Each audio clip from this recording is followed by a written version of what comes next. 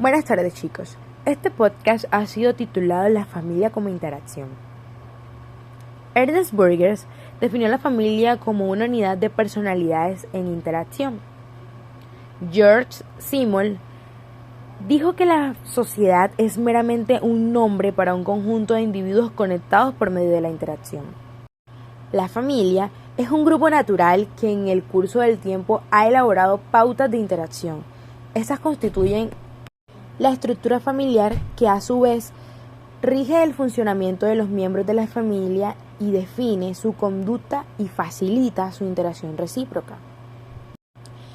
En este capítulo nosotros iniciamos un recorrido por el terreno diverso y plural acerca de las teorías de la familia, prestando atención en primer lugar a aquellas que han presentado la tradición más microsociológica e interaccional en el estudio de la familia. Se abrió un debate entre Giddens y Turner y ellos plantearon los siguientes términos. Algunos sostienen que debe consistir en un microanálisis del comportamiento y de la interacción en contextos situados, mientras que otros se pronuncian por métodos más comprensivos que se ocupan de estructuras emergentes. La otra posición dentro de este debate, es decir, los acercamientos teóricos que entienden la familia como una estructura emergente.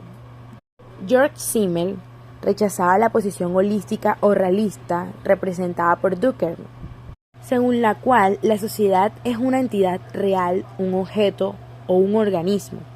Para Simmel, la sociedad no constituía una unidad colectiva o corporativa distinta de los individuos sobre los que se ejercía la influencia. Pero de acuerdo con Ritzer, Simmel se sentía también incómodo con la concepción nominalista, según la cual la sociedad no es nada más que un conjunto de individuos aislados. Las personas y los grupos que se encuentran en interacción elaboran ciertos patrones o formas culturales para facilitar esas metas. Un ejemplo de la creación de esos patrones de interacción sería la familia. Simmel está interesado en descubrir las pautas formales de la sociedad, pero ocurre que éstas se manifiestan en el curso de lo que llaman acciones recíprocas, y la sociedad es una creación de formas. Sin embargo, tales formas solo se concretan mediante procesos específicos microsociales de socialización. Según Rodríguez Ibáñez, con el principio de las acciones recíprocas, Simmel alude al hecho de que el sentido de la identidad individual se construye forzosamente a través del paralelo sentimiento de pertenencia a diversos grupos. Interaccionismo simbólico. Herbert Blumer nos dice que este es uno de los enfoques importantes en el estudio de la familia, su génesis. Es importante, relevante, buscarlo en los fundadores del pragmatismo norteamericano, como por ejemplo William James, John Dewey y George Herbert Mead. Este interaccionismo simbólico incorpora conceptos de James como self social, el self especular, el sí mismo como una imagen en el espejo. También, según George Ritzer, el interaccionismo simbólico sería el producto más importante de la que se ha mencionado o denominado en la Escuela de Chicago, claramente en la Universidad de Chicago. Mead y Thomas proponían una visión del individuo de las familias en sociedad. Anteriormente, varios autores se habían centrado en aspectos psicológicos de la vida familiar. También se encuentra Waller, que destaca el interaccionismo simbólico y que esto se caracteriza por el uso de métodos cualitativos centrados en el conflicto familiar, en el divorcio y procesos dinámicos de las familias. Prestó mucha atención al conflicto familiar y al poder de la familia. También Hill, después de la muerte de Waller, publicó la segunda edición del libro de Waller. Esto publicándolo en 1938, cambiando un poco la edición del libro, centrándolo un poco más en una perspectiva del conflicto y orientado en los procesos del original, eso sí, hacia otra perspectiva basada en las cuales, por ejemplo, se defendía el uso de los métodos cuantitativos en determinadas situaciones cualitativas también de las familias. Por ejemplo, también nos encontramos con que hay dos escuelas de pensamiento dentro del interaccionismo simbólico, que son la escuela Iowa y la escuela de Chicago. Pero se ha visto una ausencia de la escuela de Chicago, cabe resaltar. También el objetivo de Bloomer era hacer inteligible la sociedad moderna y el objetivo de Kuhn es hacer una predicción general sobre las conductas sociales. Esto lleva a que uno tienda hacia la ciencia de dimensión humanista de carácter ideográfico y otro tienda a una ciencia de dimensión positivista y un carácter nometético. Moon nos dice que más allá de las diferencias entre estas dos escuelas pueden establecerse puntos de coincidencia que configuran el grupo fundamental y que el comportamiento humano interactúa por medio de comunicación simbólica y los significados de las acciones pueden ser mantenidos o modificados por los actores, es decir, los creadores de la vida social.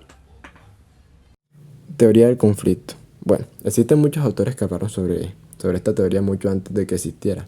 Tenemos autores como Hobbes, en la cual hablaba del contrato social y cómo éste ayudaba a esa resolución de conflicto con el Estado y sus leyes. Tenemos a otros autores como Darwin, que nos decía más allá sobre la lucha por la existencia y la supervivencia del más apto.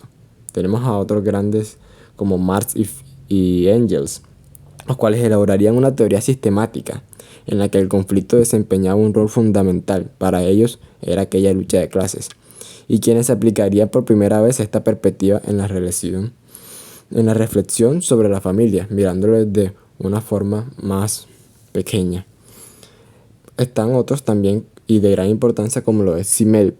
Simmel, para él el conflicto es una característica estructural de los grupos humanos, que además desempeña un rol positivo en el logro de una mayor unidad en el grupo. En esta naturaleza del conflicto está mediada la familia. Nos dice: la teoría del conflicto va a contribuir significativamente a desmitificar la imagen de la familia como una unidad social bien integrada, armoniosa y mutuamente enriquecedora, una imagen estrechamente ligada a los supuestos del funcionalismo estructural. Con la teoría del conflicto, el mismo conflicto, la competencia, la lucha, son elementos básicos de la vida social humana, no aberraciones que se deben ser evitadas. Los estudiosos decían de la familia que comenzaban a aceptar las posibilidades de que la familia como grupo social y como institución social tuviera características estructurales únicas que sirvieran para incrementar la frecuencia, la normalidad y la intensidad del conflicto como una parte fundamental de la realidad familiar. De acuerdo con esos autores, la teoría del conflicto, también los miembros de la familia buscan sus propios intereses y no hay razón para asumir que de forma natural compartan y trabajen hacia el logro de metas comunes. Aunque esto puede parecer así en ciertos momentos en el tiempo, no es este su estado normal o necesario o de equilibrio. Hay que agregar, además, siguiendo el análisis de Farrington y Sherlock, dos grandes estudiosos, que también existen en las familias importantes diferencias de poder, basadas por ejemplo en el género o la edad, que facilitan a algunos miembros de la familia lograr sus propios intereses. Estas distribuciones desiguales, podríamos decir así, del poder pueden ser una fuente de conflictos, y de ahí la importancia de la negociación y el compromiso en la redistribución de ese poder en la misma familia como un mecanismo de manejo y regulación del mismo conflicto. Conceptos básicos. Conflicto. Dietrich Sprey definía el conflicto como una confrontación entre individuos o grupos sobre recursos escasos, medios controvertidos, metas incompatibles o una combinación de estos. El conflicto es pues un proceso dialéctico que debe estudiarse a lo largo del tiempo. La forma en que se maneja un conflicto es parte del proceso dialéctico de alcanzar una nueva síntesis. También el conflicto en los grupos se basa en la distribución de los recursos y en la estructura del grupo y de la situación. En el concepto de estructura se pueden diferenciar dos significados en la teoría del conflicto: la estructura de la situación y la estructura del grupo.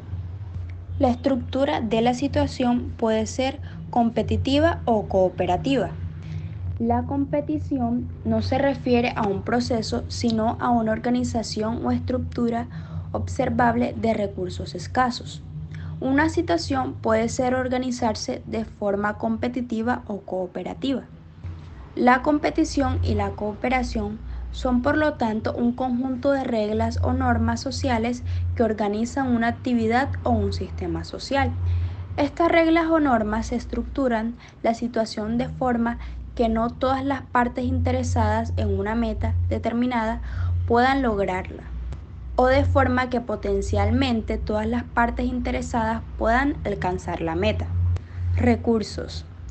El concepto de recursos es amplio y se encuentra estrechamente relacionado con las nociones de poder y autoridad. Los recursos que son relevantes a una situación pueden utilizarse para ejercer el poder o el control. La autoridad es un tipo de recurso que se construye por el sistema normativo de una cultura específica. El conflicto en el grupo es debido a la desigualdad en la distribución de los recursos. Los recursos se distribuyen diferencialmente por razón de pertenencia, sexo, edad, etc. Y como resultado existen en la familia diferencias entre los miembros con respecto a la posesión de recursos. Negación. De acuerdo con Farrington y Chertoff, no existen soluciones definitivas a la mayoría de los conflictos intrafamiliares, en el sentido de que las metas, intereses y valores que son su fuente pueden ser completamente eliminadas. Por esta razón subrayan estos autores que es imperativo para las familias el desarrollo de formas de reconocer y manejar los conflictos que existen, de forma que aunque no sean perfectas, desde la perspectiva de todos los que están involucrados, sean en general aceptables para todos los participantes. Así, aunque el conflicto no pueda ser completamente eliminado, pueden mantenerse dentro de unos límites manejables que permiten a la familia continuar existiendo. Dentro de este podcast no podemos olvidarnos de la gran importancia que tiene la teoría del intercambio, ya que la búsqueda del placer, la evitación del dolor, el cálculo racional de costos y beneficios son ideas propias que caracterizan significativamente las propuestas de esta teoría del intercambio. Aunque por supuesto estas ideas no tienen nada de nuevas ni nada de innovadoras, la novedad de este enfoque va a residir quizás en su combinación para explicar el comportamiento humano en la interacción social. La idea de que las personas buscan el placer y tratan de evitar el dolor, es decir, el hedonismo, tiene un largo pasado y es así como habitualmente conocemos esto desde algunos autores. Podemos comenzar hablando sobre lo que postuló John Locke, ya que nos da la pista de la futura asociación entre la teoría del intercambio y el conductismo, cuando en su ensayo sobre el entendimiento humano propone unas leyes de asociación que afirmaban que las personas tienden a repetir las conductas que están asociadas con resultados placenteros y abandonar así cuando están asociadas a resultados dolorosos. Es algo parecido a lo que pues también postuló Pablo, Watson y Skinner. También es importante resaltar la, la autoría de Alexander, quien menciona en sus libros y en sus ideas principales que la teoría del intercambio supuso una reacción a los planteamientos del funcionamiento estructural desde el espectro político de la derecha. El ataque desde posiciones políticas de la izquierda estaría representado, de acuerdo con este autor, por la revitalización de la teoría del conflicto. Para Alexander, la teoría del intercambio va a favorecer el análisis de los procesos del intercambio entre diadas y grupos pequeños, abandonando así las discusiones teóricas generales acerca de grandes sistemas sociales.